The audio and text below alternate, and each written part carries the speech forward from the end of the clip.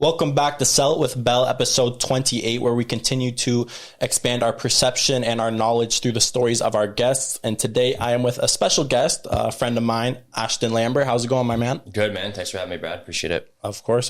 How's the drive here? Scarborough Road's a little unforeseen territory, but I'm here. I made it. You like the studio, man, my man? I love it here. Yeah. You like the collectibles on the side? We just added that in. For sure, buddy. I'll be honest. Could use some Raptor stuff, but I love it. Raptors fan? Got it. Scotty Barnes, Rookie of the Year? Scotty, yeah. Tell my wife every night, I'm like, Scotty. There's no way Evan Mobley can get that over him. The odds are minus 500 on Mobley. Yeah, I just think, just Canada, Toronto sports teams, man, just don't get the respect. Nationally, right? Scotty's the guy for sure. I mean, Toronto just beat Cleveland last night as well. Let's mention that, you know? Yeah, I'm aware. I'm pretty sure. Bring it up. Yeah. I think they're still a game ahead. A game behind on the standings. But if Toronto does pass Cleveland, that has to be Scotty Barnes, has to be number one. Yeah. And he's averaging in 3 categories higher than Mobley. For sure, man. Honestly, too, getting that championship, we could be bad for 5-10 years. I really wouldn't care. But the thing is, the Raptors can compete with anybody, I feel. Yeah, no, for sure. Our core is crazy, but we're just disrespected. I guess maybe it's like you said, only Canadian team in the NBA. The disrespect needs to stop. Yeah, no disrespect here. But hey, let's talk about mortgages. Let's get into all of that. Let's break it down. Where were you born? Where'd you grow up? Kind of run me down your early life, my man. Yeah, man. I mean, Hamiltonian. Nothing crazy. Didn't come here from anywhere else, but I don't know, story-wise, my mom and dad, they had me when they were really, really young. My mom was, I believe, 14. My dad was, I think, 15. So got some young parents. I think that really shaped kind of my early years, my teen years, and obviously my adulthood years. So it's kind of where I started. We all have an origination story. And, yeah, I was born to some younger parents. I think that kind of dictated where I ended up and kind of some things in my life and the cards I was dealt in a positive light. That's crazy. Parents that young. I mean, when you started to get older and kind of understand your situation more and more, how did you start viewing your parents? Did you understand how young they were at the time? No, man. You're born, you don't really have control over when you're born, right? So you kind of just come into the world. You're dealt the cards that you're dealt. My mom was my best memories are just my mom and dad. They would kind of share me on weekends. Obviously, when you're that young, you don't know, oh, my parents are young. That doesn't really cross your mind, right? But only child for about 20 years until my dad had my 2 younger sisters who I love very much. So I have a little bit of only child syndrome because I had 20 years of living as an only child. And yeah, man, those things kind of dictated just kind of learning processes where I ended up now in life. And honestly, sometimes it's they're like older brothers and sisters to me, my mom and my dad. It's kind of cool.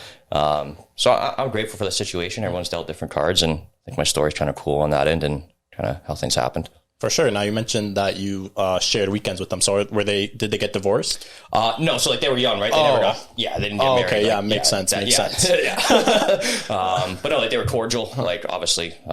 So yeah, every other weekend, some of my best memories are just growing with my dad's, growing with my mom's, and just growing up kind of with both of them. I mean, having parents that young, you know what it's like to be 20 years old. You're still young today. You kind of know the struggles you go through trying to just find your path, trying to get to the money, trying to be able to provide for yourself, but also, maybe the people you love around you. So did you really understand the struggle as in them trying to provide for you that young? No, man, that's why I bring it up. You asked me, tell me where you're from and whatnot. From Hamilton, I don't have a crazy story, but the age that I'm at now, I'm 30 now. And just my mindset, the things I want to kind of do for my wife, for my family, for my younger sisters, the approach I have to just having good people in my life and carrying responsibilities and just being a good person and sharing that with others. I can only imagine. Sometimes I have a lot of things on my plate, but to be parents that young and all they did for me, that's why I bring it up when you ask me that question, man, because super grateful for that. And just looking back, I don't think we realized that till later on. And I think it's even magnified in this case. Just they were just kids when they had a kid, right? And just seeing kind of how that led me to where I am and how the relationship I have with them now is what it is. I can only imagine all the time they kind of put into to helping me get to where I am. All for right, sure. So. What age do you want to have kids? Sorry for posing that question on you. Is my wife going to watch this? Honestly, man, soon. ASAP. Ready to go. Oh, for real? Yeah, ready to go, man. I'm not going to lie. Yeah, I'm not going to lie. I'm just at that point, man. So. I mean, growing up like that, interesting kind of come up. Young parents, what were you kind of diving yourself into? I mean, did your parents that young have kind of the funds to put you in like extracurricular activities, or what was kind of situation in like trying out stuff? Yeah. So I think, man, like being an only child and like going to my mom's, going to my dad's, having maybe different styles of parenting and almost being in like a hybrid mode as a kid, not fully being myself in front of one person and in front of my mom being the same person and being in front of my dad being the same person, like because they would both let me do different things, or they'd have different ways of parenting. Again, they were young, they were kind of figuring it out, right? Again, all in positive kind of lights. So yeah, like question wise, to answer your question, like, yeah, they got me into hockey. They let me do pretty much everything I wanted to do. Similar to like someone going into college or university trying to pick a course, maybe they don't know what they want to do. So parents let me try literally everything, man. Gravitated towards like hockey, a lot of extracurricular stuff as well, like just sporting wise, swimming, all that stuff. Really some of my best memories, man, are just like some of the teams that I had like growing up, like just my dad or my mom driving me to hockey every day, and like just some of those stories and times that you can really never get back, right? So for sure, I can totally relate. I mean, myself playing hockey as well, those early morning car rides, going to Tim Hortons, hitting the rink for practice, it really makes up your childhood, and just the cool people you're able to meet, all the laughs in the dressing room. I mean, looking back on it, you really cherish just those moments, right? And you kind of reminisce on, you wish you could go back, but now you're at a different point in your life where you kind of move on, but you still look back at those times and you're grateful for them, and they taught you a lot. Yeah, time flies, man. Those childhood memories are valuable for sure. So yeah, I'm on the same page as you. Now, at that point in your life, you're trying out sports and stuff. What did you kind of have your eyes on? What were you kind of maybe leaning towards in terms of taking your life? So the activities I did, how did that dictate my interests and what I wanted to do and whatnot? Mm-hmm. So I'm assuming you're a young guy in school. I mean, what did you want to be at that point? Like career-wise? Yeah. How are the bills going to get paid in a couple years? I want to play for the Raptors. Come on. You're a decently tall guy, right? Yeah, geez, man. Baseball was actually my sport. Like, I actually sucked at hockey, but like that's not a cool story. Played hockey for 10 years, baseball for 10 years, basketball for 10 years. Baseball was my best sport. Played like rep, traveled all over and whatnot. I don't think any sporting event or like any kind of activity had a direct effect on like what I wanted to do. Again, you're so young, man. You're just going through the motions and whatnot, right? Mm-hmm. Going to this event, going to that event, having laughs, doing things maybe you're not supposed to, doing things you are supposed to. But all those kind of childhood memories, again, as the years go by, just some of those friendships are valuable. And like maybe some of the friendships and conversations that I've had with some friends that I grew up with to my teen years, to my now years, I think those conversations and the people you meet younger in life that you stay in touch with end up kind of leading you in certain directions with your thoughts, whether that's career-wise, personal-wise, or just internally, right? You know what I mean? Yeah. Isn't it? Do you find it weird that kind of when you look back on, say, earlier in your life, at that point in time, you feel so like old and like what's going on. Know everything. Then you grow up like a couple years later, and then you're like, back then I didn't know shit. I feel that way today. Literally walking in the door, man. Just based on a couple years ago as well. Does that ever stop? I'll tell you when I'm 35, if it does. I don't think so, man. I think even like talk to your grandparents or whatnot, like maybe they can't. Like we're in a more social world where like everything's put in front of you, right? Other people's experiences, other people's tribulations, other people's successes, other people's downfalls. It's always put in your face via social media or what have you, right? I think like maybe we're taught to maybe feel a certain way or think a certain way. I'm sure like our grandparents, they didn't have access to all that stuff, right? So they probably have stories and things that could teach you that you can't even put into words that we're now seeing in like the social digital world shoved in front of us. That might accelerate maybe some people's perception or thoughts as opposed to like learning it firsthand like you had to do back in the day. You know what I mean? Interesting. Right? You know what I mean? Would you rather live in today's age where we have all this social media and technology, or would you rather go back 40 years and, pick up a book? Not that you still can't pick up a book today, but it seems maybe. Yeah. Here's the thing, man. Like I'm 30, so like when I remember getting like a shuffle iPod, fit like 25 songs on it, and like those shitty little like in grade 10 maybe. So we didn't have like, I kind of grew up on the fringe of that world versus the world we're in now. So I don't know. I think I got the best of both worlds. I miss like the need, like to go see someone, you had to go knock on their door. Hey, is Brad home? You know, your mom answers the door. Hey, is Brad home? Can you come play street hockey? Like stuff like that I kind of miss. Now it's like just DM someone and like you actually know where they are at all times for the most part. So I don't know. I think there's some positives to the social world that we're in now, the social media world that we're in now. I think there's some things that will be missed that like some kids may never actually experience. And that's just kind of maybe some undistracted conversation, some undistracted hangouts, some undistracted personal thoughts, right? It's a good thing though that the only people that actually care about that are like older people that are like, oh, you grew up with this and this, I didn't get that. But like the younger people now growing up with all this stuff, I mean, we don't care. This is all we knew. This is what we're used to. This is what we enjoy. This is, with evolution comes, comfort, right? For sure. Yeah. That's all you know, right? So pros and cons to both, I think, man, at the end of the day. You can't doubt that like social media and technology is like propelling just humans in our world in general, right? Like, does it make you maybe worried in a sense? In today's age, we're hearing talks around like metaverse and stuff like that. I mean, are they like at a point it's going to be just worse than going on your phone and scrolling down Instagram or YouTube? You're actually going to be more indulged in it, even though that's kind of hard to imagine. I mean, that seems kind of scary and maybe bad for maybe mental health as well. As long as we still have a choice. I don't think the metaverse will be mandatory. Hopefully not. Maybe the addictions we carry that we may not know of or really care to pay attention to, like just our phones. I mean, I'm addicted to my phone. I'm sure we're all addicted to our phone. I mean, that in itself may just get, forced upon us and we may not even mention it. Yeah, there was like a Netflix documentary, man. I don't know if you saw it, about like the social media world. Did you see that? Do you remember what it was called? Because I may have. It wasn't the social was it called oh no, not the Social Dilemma? Yeah, that was that it. one? That was it. Yeah, so maybe some of your listeners have seen that too. It was like a pretty prominent Netflix series for a while. We all watched it. We're like, this stuff is horrible. And you know what I did I probably went on my phone and I just like tweeted about the show I was watching of how bad social media is for our brains and addictions, right?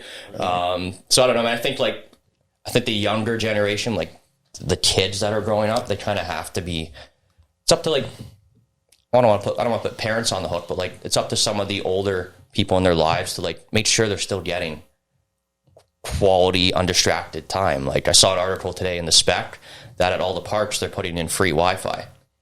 That's just what the kids need, more Wi-Fi at the parks when they're like playing tag and stuff. Wi-Fi at the parks? Yeah, funded by the city, so funded by us. That's so bad. Exactly. So yeah, man, pros and cons, right? Like you can't doubt like just picking up your phone, access to instant information is not favorable to growth and learning and humanity. But there's some downfalls too that just need to be kept in check. That hopefully like we continue to like keep at bay so that we still have some of the human interactions, like sitting here and not sitting in the metaverse, right? Of course, agreed. I mean, we can't get rid of grounders. Always keep grounders at the parks. That's a legendary game and that always needs to be around. No Wi-Fi at the parks. That's what I always say. Whoever's running that shit, stop that shit. That's what I always say. But man, let's take it back. You're trying out all these sports. Obviously you're in the mortgage industry now. What did you have to do to get your, a mortgage license or whatever? Did you attend college or how did that go about? No, man. So again, I'm 30 now. You got to be like 18, 19 when you go to college and make a decision on what you want to take. Probably 18 or 19, right? Yeah, 18, 19, you go to college. I mean, but what is it? Is it a license? Yeah, so there's a mortgage license you have to take. I was just peeling back in my brain to be like, I didn't go to college to be a mortgage agent, right? I think when you're 18, 19, you're almost forced to pick something that you think you're going to end up in. So I went to school for advertising. Oh, okay. Yeah, so I did that for 4 years at Mohawk and did like a post-grad. So after you graduate, you can do like a post-grad. So I got like a certificate in public relations as well. So advertising and public relations mixed together. On the advertising side, there's like a business side you can go, and there's a creative side you can go. I couldn't draw a stick man if you asked me to. I'm not like super creative in terms of art. So I went the business route where they kind of teach you like how to do advertising, whether that's commercials, whether that's direct selling, whatever it may be, right? Ended up working at CH News. Yeah, for probably 2.5 years. And then they had some layoffs. Probably funny, we were talking about social media earlier, like obviously not as many people watch the news on TV like they used to, probably because they can get news elsewhere, right? So they had some layoffs. My department was like part of those, but whatever, got some invaluable experience there. Ended up connecting with a mortgage brokerage owner in Hamilton just through my stepmom, actually, who's an underwriter at one of the big banks in Ontario, in Canada, sorry. Kind of went out, met him at like a house party, just an adult house party. Had like some conversations, ended up doing some like administrative work for him for probably 1.5 to 2 years. And slowly over time, and just hearing mortgage conversations, hearing real estate conversations, that just kind of fell into my blood and my veins almost naturally, because a lot of the advertising and public relation is tied to obviously advertising, selling in a way. A mortgage, there is a product to actually sell, but the public relations aspect of it, it's almost a service too, right? Like not just selling a product, like I'm trying to give ultimate commitment to a client for life. And that's done kind of through certain, I think, public relations methods as well, right? So got my license when I was, I think, 25, 26. I've been doing it like full time for 4 or 5 years now. Super cool. You know, at the time you're 18, 19, where were you at mentally? I mean, were you kind of, I know, like young adult male trying to figure out what the hell he's trying to do, but I'm really curious on where you're at mentally. Were you going like through shit? Was there shit really bugging you that was like a huge motivator in the next couple of years, you know, when you were worked for CH and then eventually got into the mortgage business? Because I feel like we all have like, you know, those couple things that are just like fucking eating us alive inside, where it's just like, I got to keep moving or else this thing's going to eat me away. Yeah, I mean, we all got problems. Mm-hmm. We don't always speak about them often, but like when you're fucking 17, 18, 19, you don't know what the heck's going on. Half your friends are moving to this university, to this college. You're out of high school. You're forced to go make a decision at university, college, what you want to take. You're then like, okay, go to your courses, do your classes, and then you're going to the job world. And you're just kind of thrown into everything, right? So like, I was lost, man, to be honest. Like, I was in a most. Yeah, like I was in an 8-year relationship with someone, and we broke up like my first year of college. So like, just scattered. First love? So yeah, just young, broken-hearted man. Those ones fuck you up, man. Yeah, that was so obviously like just in turmoil, right? And just not being able to kind of get direction in my life of what I wanted to do. So I just went through the motions, man. Do what you're supposed to do. Go to school, do this, do that. Literally no idea where it'd end up. Which again, we were talking about it earlier, like as the years tick by, you start to see perspective on the past. Like I didn't fully grasp like what the heck I was thinking when I was 18, 19, 20. Probably until I was like 26, 27. I started to understand like why I made a decision, why I thought this way, why I would talk this way. Interesting. You know, right? So that many years until you kind of started to self-reflect on like just really understand your actions, why you're doing this or that. I wonder if I'll go through like that same process in a couple of years. I don't know if it's that long for everyone, man, but like definitely happens. Like male, female, whatever, human, doesn't matter. Like that stuff's going to happen when you're in your young 20s, right? So it's just interesting to look back on now. I'm sure everyone would have a kind of a cool story about retrospectively what they were thinking or feeling at that time, right? So it's cool to look back on just the growth from that point, right? How was it working for CH News? What bullshit were they telling you though? Feed out to the public? No fake news. No fake news. No, but seriously, what were you doing and like how did that go? Yeah, so like I was in what they called the business studio. There was a creative studio and a business studio. In the business studio, we'd essentially like obtain clients. So like, I don't know, Home Depot wants to do a commercial. You know, we'd bring in like Home Depot people. We'd kind of sit in the boardroom and go through ideas of what we wanted to do. They'd bring in their branding team. We'd bring in kind of our marketing team as well. And then bring in like kind of the broadcast members who would like put together a commercial, right? Not obviously broadcast it on the news, but like they'd run news cycles and commercials on CH News. So like handling some of the commercial intake is what I'm saying. Producing some of the commercials. There was a game show as well. I can't remember the name, man, but like I was part of like the kind of breakdown of, imagine getting like getting a game board and you get to create the rules. Essentially, like I was part of that process. The name of the actual game is slipping my mind now. But there was a team of like 12 of us. We all had to sit in a boardroom and kind of hash out with some of the CH top level kind of management people. This new game show that they were putting on TV. It ended up that's cool. Yeah, it ended up not launching, but oh well. Just to touch back on that, every time you open that board game, you get to make your own set of rules. That's a pretty good idea. If that's what the objective was. Yeah, no, that wasn't the game itself. I'm just like relating it to like we had like a blank script, right? And we were able to kind of. It was cool to like from start to finish be with like 12 other minds and like think of like a game that we were going to put on TV, like a game show, right? So yeah, that was kind of cool. Just that was my first experience. Why I bring that up? That was my first experience of like. I'm not in school anymore doing like a project. This is like a real thing that's going to go on TV, right? Yeah. So that's why I bring that up. That was cool. Interesting. Super cool. So from the news, leave that into the mortgage business. A lot of people, and you know this, I have my real estate license, but I'm not really like even on that right now. I kind of got it and then disappeared from it. But even everybody, I want to say everybody, they're kind of confused on what a mortgage actually is. Like a mortgage is just a word that kind of confuses people. Can you kind of explain just what a mortgage is? Yeah, it's something that you need. If you want to buy a house. Yeah, no, in all seriousness, like, I don't know, maybe for some of the younger audience, if they're not at that point yet, but like everyone needs a place to live, right? So 99% of people are going to need a house. 99% of people don't have $600,000 in cash sitting around, right? So let's say you want to buy a house for $500,000. You have $25,000 to put down on the house. You need a mortgage of $475,000, right?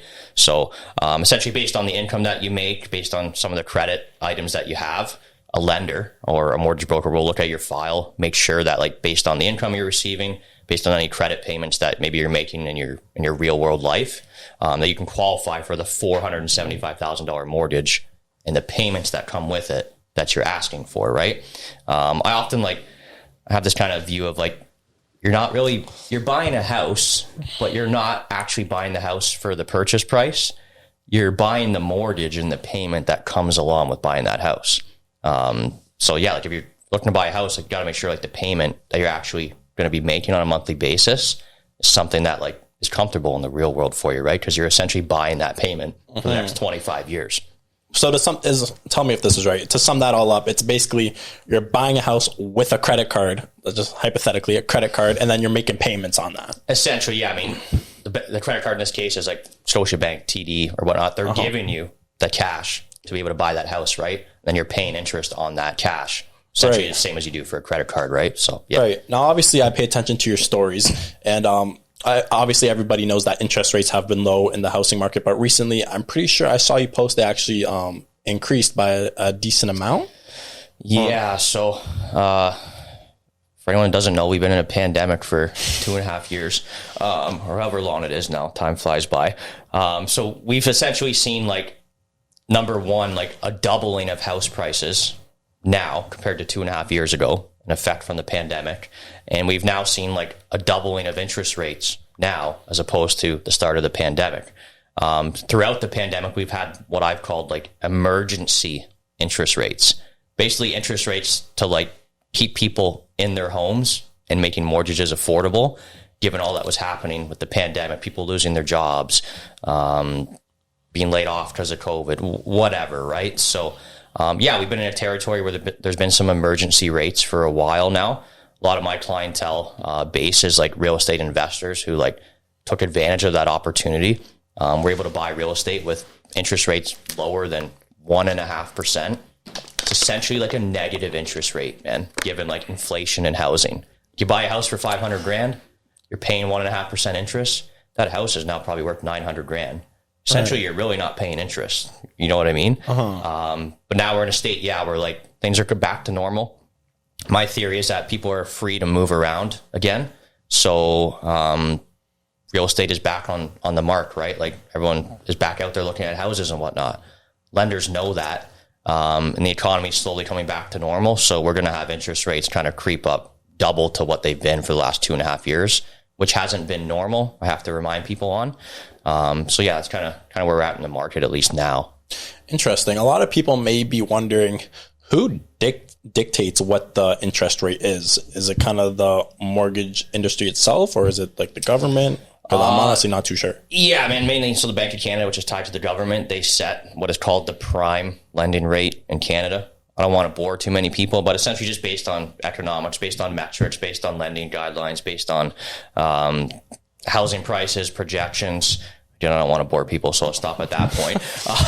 Things are kind of adjusted almost on a weekly basis, right? So I'm always trying to stay on top of that. I mean, love my job, man, like 24/7. It's a hobby of mine, so I'm always trying to stay on top of that with the ever-changing lending landscape. It's not just like, here's the product and it is what it is. Things change literally, I said weekly, but probably daily. So, yeah. Right. Since you brought up the banks, I actually remember we've spoken before, we've met up before and talked. And I remember one specific thing you said, and it's around there's certain people at the bank that can do the exact same job you can, but they aren't necessarily as qualified as a mortgage agent like yourself. What's that all about? Yeah. When we met up, I was kind of giving you some conversations into like how I approach business, or at least some of my client conversations, right? At the end of the day, man, like you can walk into the bank and you can get a mortgage pretty darn easily, right? But those people at the banks, like they sell insurance, they sell RSPs, they dabble in mortgages, they have other incentives to hit. Like they're not 100% mortgages, right? You're literally looking to take out hundreds of thousands of dollars. Some people at a very young age, some people middle-aged or whatever, right? Like, that's a big deal, man. It's hundreds of thousands of dollars. There's sometimes certain terms within a mortgage that can penalize you later if you ever break it. So if you ever sell your home, if you ever try and take money out of your home to buy something else, if you ever get separated, if there's ever a global pandemic, boom, there's another example, and you lose your job and you got to sell your house. Like there's many things that come up where if you break your mortgage, there's a big penalty for breaking your mortgage. A lot of the time I find that like people aren't always educated on those things. They're just kind of quoted an interest rate and then sent on their way. Me, man, like our brokerage, we're big on like educating clients that like, look, life happens. 5 years is a long time. 5 years is your typical mortgage term. So you get a rate and you get a product for 5 years. After that 5 years is up, you can move your mortgage around for like a better option, right? But if you break your mortgage within those 5 years, there's some pretty hefty penalties that come along with certain products if you're given the wrong advice, right? So we're 100% mortgages, man. I'm 100% mortgages. I'm also an underwriter, so I do underwriting on files as well for some guys in our office. I've underwritten probably 1,500 mortgage files. So I've seen 1,500 approximately different situations, and I've seen people break their mortgages. And there's some nasty penalties for breaking those. And like, that's not a nice surprise for a family or a single guy or a single woman or whatnot, right? So more often than not, like to have some detailed conversations with clients, make sure they're set up for the future, and that we're not just giving them a mortgage product for today, but that we're like giving them something that protects them in the future. Because again, life happens, there's shaking and moving that occurs, and you want flexibility out of your product, right? Not saying that doesn't happen when you maybe speak with someone who isn't 100% dealing in mortgages, but we're incentivized and our care level is maybe on a more predominant level than someone who's not incentivized to do 100% mortgages, right? Interesting. What's like a penalty like for breaking your mortgage? Is it just like a hefty fine, or does it range?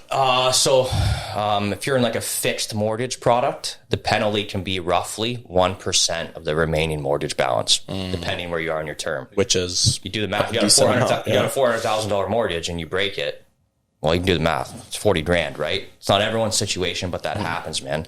And more often than not, like, you think anyone's reading the 25-page mortgage commitment that they're signing word for word with a magnifying glass? Likely not, right? Or sometimes they're just trusting someone is giving them the right advice, right? So those are conversations that I have, man. Some of the mentors at my office who've got me to where I want to be have taken me to that mindset. And that's how like you ultimately gain a client for life. And you ultimately have trust built with maybe any referral partners or any clients. And those people are the ones that kind of help you do business for the rest of your life, right? So ultimately it benefits everyone to get the right advice. So cool. Let's dive into the start of your career because I'm super interested because I feel like a mortgage agent might go through some of the similar struggles as a real estate agent starting off. You know, you really have to earn your business, find the right people that are willing to work with you. And that's honestly not easy, especially in a field that feels as saturated like real estate. I know we can go on and say every field's saturated, but real estate is one of those ones that maybe might be like slightly ahead of some of the others. I mean, would you say the mortgage agent industry is super saturated as well, or where do you stand on that? Yeah. Again, everyone needs a mortgage, right? So I think it would be applicable to the amount of, I don't know the numbers, but I think like the amount of real estate agents out there, there's probably a close amount of mortgage agents also out there as well, right? So yeah, I mean, it's a saturated market as well. I see like some people maybe diving into real estate or mortgages part-time. I don't know if that's always the successful route. I'd be curious to see like how that works out for people. But yeah, full-time like mortgage or real estate agents, I'd say they're pretty comparable in terms of competition and options that people have to choose from. Yeah. Right. So the start of your career, once you got your license, how did things go for you? I mean, what were you kind of understanding about the business in order to, you know, get your first couple, you know, checks under your belt and, you know, see some results? Yeah. So that's a good, I like the question, man, because so our brokerage we have about 20 agents that we brought onto our team, some newer, some more veteran. And I assist in running some of the coaching programs for our agents, right? So to answer your question, like my struggle and what I've learned, what I show agents is like, look, anyone can bring in mortgage leads. If you're personable, you have a good network, and like you're just cool to talk to, right? Like people like that. So you can bring in leads. That's one side. Applies to real estate and to mortgages or any service really. But do you have the product knowledge on the other side to give the right recommendation to a client? To know that it's the right recommendation, to know how to present it to a client, to know how to make sure that client believes it's the right recommendation. It has to be, it should be. And can you take that to the closing kind of transactional point and repeat that over and over, right? So, I mean, took like me probably 2 years of like losing files, not understanding certain products, having rebuttals from client conversations and objectives that I couldn't really handle, right? Trial and error. Eventually got to a point where like, I'm in a good spot. Like I'm very confident in the product knowledge I have. I spend a lot of time to make sure I know what I'm talking about. And I like to think I'm an okay guy to talk to, right? So, yeah, man, like you asked, like kind of what was the journey, what really kind of was the propeller to like being successful. It was learning both how to bring in leads and like generate conversations, but also how to have like the product knowledge to bring those together to ultimately get a file to the finish, and repeat that and make sure all parties involved are put in the best position, right? So, and I feel like a big foundation to everything you're describing is just, you know, really working on your personable skills and really the communication and how you make people feel and the comfort. 100%. Man, I was actually listening to, so there's this other real estate podcast in Toronto, and I was listening to a gentleman on there. And essentially you would know this, like to get a listing from a client, right? Usually you go to their house and you have a presentation on why they should list their house with you, right? Well, this gentleman, like he has 20,000 followers on Instagram. He's super social. He's involved in a lot of community events, organizations and whatnot, right? He's always talking about like his dog and his partner on his social media. Me, like I'm talking about my sports team and whatnot on social media, but like consistently like talking about himself, right? And the interest that he has. So he like did a podcast and they were asking like, how do you sell yourself at a listing presentation? He's like, I don't. I'm like, well, what do you mean?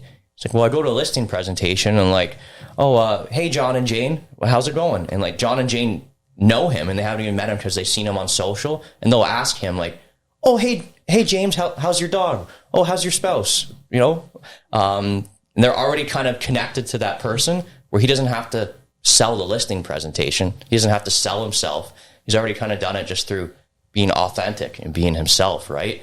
I think that's the way to go these days, man. I think there's a lot of like coaching programs out there, or like maybe mindsets of like, oh, I got to cold call this person. You know, I got to do this. Like this person I could do business with.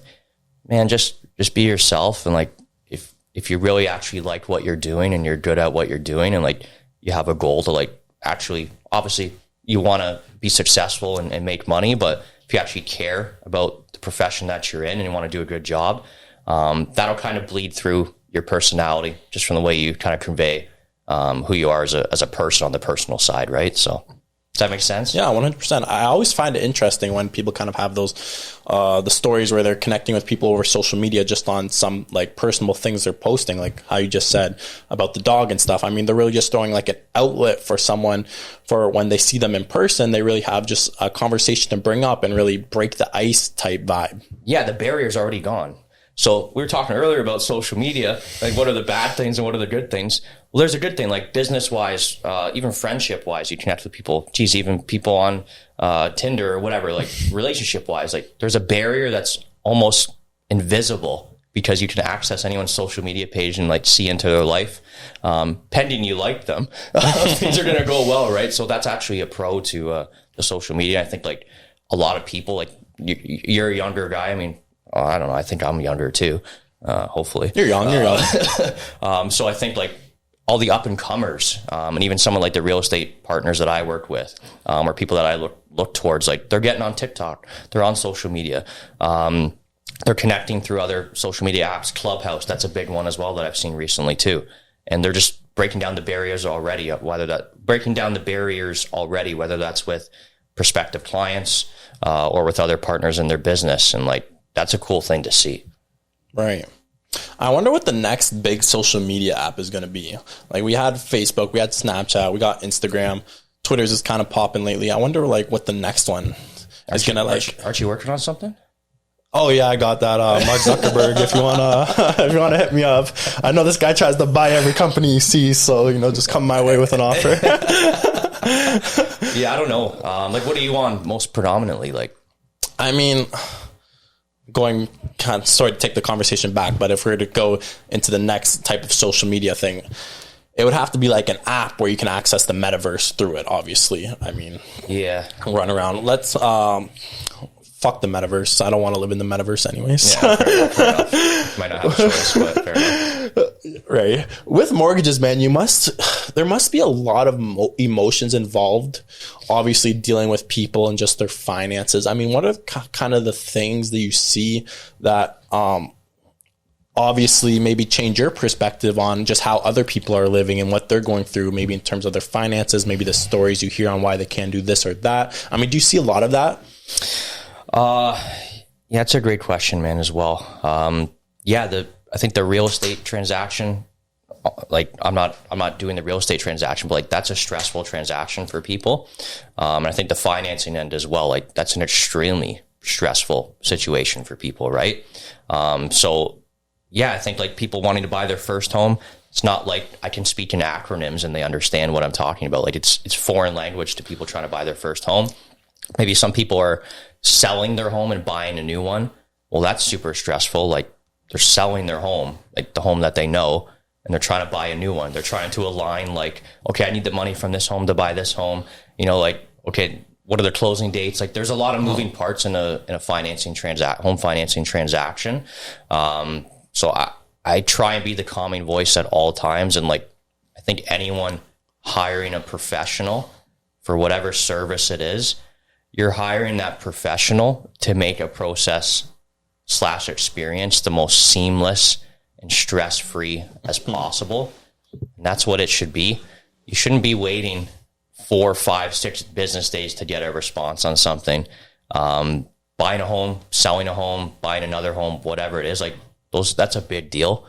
And I think like just temperament-wise, it's important like to hire professionals who you align with, who you vibe with, and who really like know their stuff, but also have like the calming attitude to take you from start to finish to get to where you want to be. Let me ask you this. Does a lot of the stress you think come from people buying things they can't afford? Are people usually shooting a bit higher than maybe they should be? I mean, I think it's probably fair to assume a lot of people aren't necessarily, maybe don't have the finances together as much as they could. of course, when you look at people's past and stuff, maybe decisions they made earlier in life, I mean, do you think people are shooting higher than what could actually be a reality for them? Yes, but not unfairly. I mean, you have to live under a rock to not know like real estate around in our province. I'll speak to Ontario, is not bananas right now. Right. Probably the right term, right? So right. That's a fair point. That's a fair point. Yeah, people have expectations of like, I work my ass off. You know, I have a mom and I have a son and a daughter. I want to get them a nice home, and I work my ass off. Like I make decent money, and yeah, I drive a car. I have a 1 car payment per month. But yeah, I can buy a house. But like the prices out there, like have been pretty crazy, man. Where like it's unfortunate that some people like have maybe some expectations in their mind of what they can afford, and maybe in the real world they can afford it. But in the mortgage world, where things are a bit more aggressively underwritten, like lenders just don't hand out mortgages like that because you deserve it. They have guidelines they need to follow and kind of math behind the scenes they have to hit, right? Well, real estate pricing has just gone bonkers, where like the house that maybe you wanted for 500 grand 3 years ago is 950 grand. So it's just about expectation setting. So I think that's kind of something that's come to light over the last little bit. It's not to say things are going to level out. Maybe some of the realtor professionals you've had on before could echo this better than myself. But like for the last 20, 30 years, from what I know in conversing with realtors, we've seen some small dips happen, and then we've seen a gradual increase again. Small dip, gradual increase to a bit of a higher amount. I think that's coming. I think there's a small dip coming.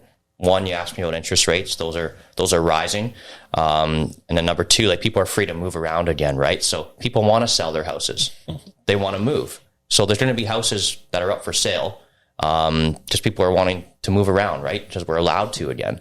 So more listings means more houses available for people. It means not 100 people looking at the same house and all bidding and driving up the price of that house, right? So I actually made a post the other day. I think springtime, we're going to see some opportunities for people. I don't ever want to push like buying real estate on someone. It's a big deal.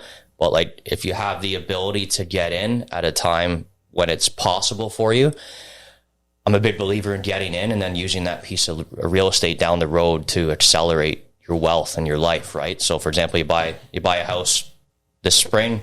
Now you're in, right? You're making a monthly payment, but 3 years from now, like maybe you take money out of that house and you go buy another house and turn your old house into a rental property. Maybe you sell that house and then you upgrade to a nicer house because you had a couple of kids come in the mix, right? So I think there's opportunities coming where buyers who have had a tough time or people who like have had expectations smashed by the market. I think there's some great like real estate professionals out there. And I think there's some great opportunities that like will come into play for people, hopefully in the spring and hopefully for a little bit anyways. Opportunities not just for people buying or selling, but like mortgage agents like yourself. If, you know, a dip's going to happen in the market and then maybe more opportunity arises, all the people that are leaving your business right now due to, you know, lack of supply, whatever it may be, I mean, that opens a path for agents like you to really maybe, you know, take the next step and grow your clientele. Yeah, I mean, at the end of the day, like you have a lot of options to choose from in terms of mortgage agents. But again, hopefully, like I try and always give the right advice, and I try and just. We got the best one right here, ladies and gentlemen. No, I try and be myself. Like I'm not getting on the phone and like just being super salesy. People that are committed to me have committed to me because they trust what I'm telling them and giving them financial advice. So yeah, I am excited for family, friends, some of my extended network, some clients that I currently have for some more real estate opportunities to come up. Because I've seen firsthand just from some of the mentors in my life, what they've done with real estate. And even myself and my wife, like bought a rental property about 6 months ago. Nice. Put in a little bit of work to it. It's worth 300 grand more than when we bought it 4 months ago. So those are the things like that I've seen firsthand, and like they can really propel someone's life and someone's wealth. So I'm excited for the opportunities that are coming up for some other people. Yeah, just a lot of great mortgage agents out there, a lot of great real estate agents out there. The more the merrier, the more there is to kind of acquire in terms of servicing and real estate, right? You kind of sparked it in my mind that I guess cold calling would just be as prevalent, you know, selling mortgages as it is, you know, trying to find a client to buy or sell a house. I didn't really think of it that way. But since we're getting into like prospecting and stuff like that, what do you think is more important for a mortgage agent, to prospect potential buyers and sellers, or to prospect and build relationships with realtors? The latter, what you said, building relationships with realtor partners. Honestly, man, like when I first started out, maybe to give you some good insight here, or anyone else listening, like in my industry, whether it's a mortgage agent, real estate professional, whatever. You see like everyone else in your network has an opportunity to do business with. Doesn't mean that everyone in your network is going to do business with you. So like I strive to like connect with realtors. I strive to connect with like financial planners. I went to an event the other night for the Hamilton Builders Association, and it's just a bunch of builders, like people that work for building companies, and like we all went bowling and just kind of shot the shit with them, right? Like you never know where someone's going to lead you in terms of like finding a connection to ultimately do business together and help people, right? But the realtor point of view, like you said, like every realtor out there is an opportunity for me to connect with and do business with. But tying it back to like just the personal level, you have to vibe like with another person to do business with them. You have to have the same beliefs in business. You have to have the same strategy. You have to have the same kind of structure and the same almost characteristics. Give you like an example. Like sometimes I'm very big on like, okay, I've told Brad he can go buy a house now. He's going to go look at houses. He's excited, right? He's going to go look with his realtor at houses. I want the realtor to like keep me involved throughout the process, so that before Brad makes a house, I can have a conversation with Brad and the realtor and make sure that, yeah, you're great, man. Green light. You're good to put an offer on this place. Just putting an offer on a home is a big deal, right? I like working with people who like believe that that's the right way to go. Having the client, the realtor, and the mortgage broker all in touch. Communication is super important. Some people are so busy real estate wise where they don't have the time for that, but I think that's super important. So like if that's valuable to a real estate partner and that's valuable to me, then likely like we're going to connect, and like that's going to be a good relationship for us, but more importantly for the client, that they're going to get kind of the best of the real estate world and the best of the mortgage world all in one, sync to the end goal, right? Very eye-opening how you mentioned that, the people you're most likely going to achieve business with are kind of the people that maybe you see yourself in some ways, whether that be interest or characteristic traits. I guess what happens when you connect with someone online, you meet in person, and, you're talking and you're having a conversation, but you can tell like the vibe's really just not there. And you really understand that, most likely business may not come from that person. Is it just like, thank you for connecting with me, I appreciate that moment, and just move on to the next one? You just order another beer really quickly. No, man, like, again, like every real estate professional out there, or whoever you're wanting to seek to do business with, that's another human that you have an opportunity with. That opportunity doesn't have to be, I'm going to do business with them. It could be like, I met them. Maybe our business models don't align, but we just shot the shit and we learned a couple of things. Maybe they learned something on my end that they didn't know about, that they either liked or disliked, that helped them kind of tinker their thought process, or maybe vice versa. I learned something from them, right? So nothing bad happens, man. Just shoot the shit, shake hands, and like you're likely going to see those people at numerous events throughout the course of your career. So you never burn any bridges. No reason to anyway. Just like sitting with you, man. Like just want to be cool with everyone. That's how. Of course, that's the pursuit of happiness. Just being cool with everyone and having a good time, right? So, right. Especially when you don't click with someone, it's kind of just like you find a way to love them in a way where it's like, I understand you may feel this way or we don't connect, but listen, I understand you got your own shit going on, your own life you're trying to live and build. And like, you can really find peace in that from wherever they're coming from. You can really just have a sense of relief and kind of not things working out between you two. Yeah. I know we're kind of going deep into it. It's not a fucking relationship, but no, that's the only right way to think, man. Like, right. It's the only right way to think, right? So yeah. What's since you're 30 now, you've spent some years in mortgages. You mentioned that you've moved to kind of a coaching role. What is a little tidbit you could maybe give to someone who wants to enter the mortgage industry? Because a lot of people are like, oh, this guy sells mortgages, he makes tons of money. So what's kind of a tidbit? What's the reality? What's it like? Again, man, tying it back to like if you're wanting to enter the industry, I mentioned I have mentors. I have some senior agents that have like really given me, again, like the product knowledge and then the guidance of like how to kind of present yourself so that people want to work with you, right? So anyone getting into the mortgage industry, I think really any industry, like attach yourself to a mentor. If you're like speaking with different mortgage brokerages and they're just like, yeah, we'll bring you on. Brad, yeah, Brad, you got your license. Come on, man, let's do mortgages. And they give you jack shit in terms of like training. Well, good luck. Good luck. Your first phone call with your client, what the heck are you going to say? Right? You'll be squashed. And it's on you to really figure out what to do, because at the end of the day, no one's going to do it for you, right? Yeah, and you're not going to figure it out unless you have someone basically hand-holding you probably for 6 months to a year, right? So advice-wise, like anyone wanting to get into the mortgage space, and I hope this would apply to like anyone getting into any kind of real estate space anyway, like check yourself, call a few brokerages, see what their coaching programs are like, see what kind of their core values are, ask them like, how do you help me kind of onboard with my first few clients? Is there any mentorship programs that you have? I put money into the things I do in terms of marketing, spending on events, and just education. You got to kind of, you don't necessarily have to put money in, but you got to put something out for things to come back a little later, right? So don't expect you're going to jump in and just start smashing mortgage deals or real estate transactions. Take the time to like find the right fit and find the right people to get you to that point, right? Right. You got to get the groove. You got to find out where you're supposed to be, what you're supposed to do.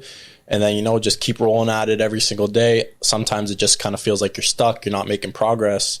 But eventually, you keep doing that, keep learning. You just see it accumulate in yourself over time. And eventually you really just start seeing the results. And then it's only a matter of time before your results show. And I think that pretty much sums it up in any industry, basically what you just said.